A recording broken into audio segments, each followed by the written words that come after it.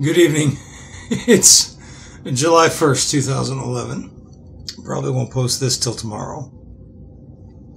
A little piece of news came across the Facebook page again, and it's worth mentioning because it's hand in glove with what we were talking about yesterday. Merchants have no country. The mere spot on which they stand does not constitute so strong an attachment as that from which they draw their gains. This was an observation of Thomas Jefferson. Yet it is the same merchant class, the same money changers, the same used car hucksters that we are to kowtow to as the nation erodes into economic chaos. The Minnesota state government shut down this morning. According to this article I'm reading by Common Sense Dad, he says it didn't have to happen. Now, according to him, the Republicans in the Minnesota legislature were more interested in the top 0.3% income earners in the state of Minnesota than they were about the other 99.7% of, and as he puts it, us bottom feeders. Trying to figure out exactly how do I even begin to address this for people? You see,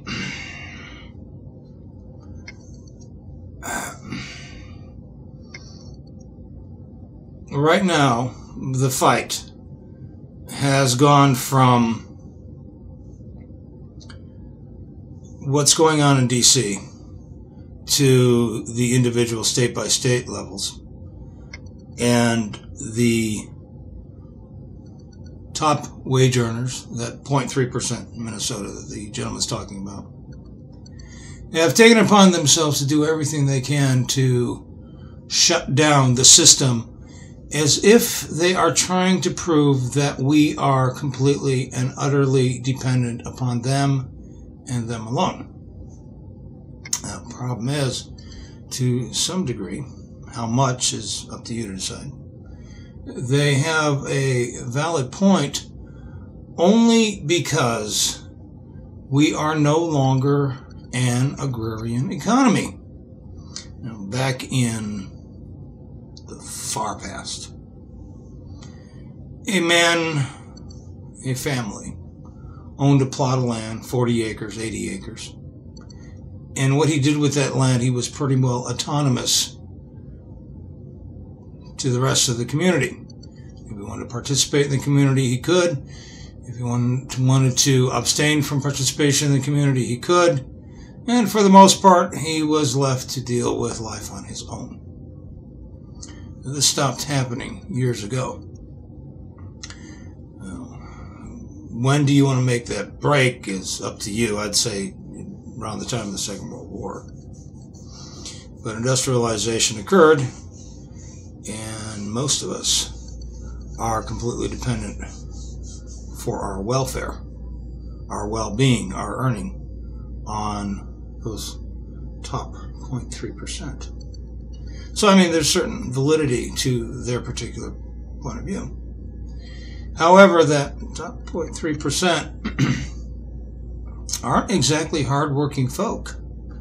They love to tell you that they are, but cutting deals on the golf course or the skin bar or Bill and Ted's pub is not exactly hard work. And making educated, wild-ass guesses as to which way the market is going to turn so they can either go long or short based on their predictions so that they can earn their income is, again, not specifically hard work. And most of these guys are not farmers. They are not millwrights. They are not technicians.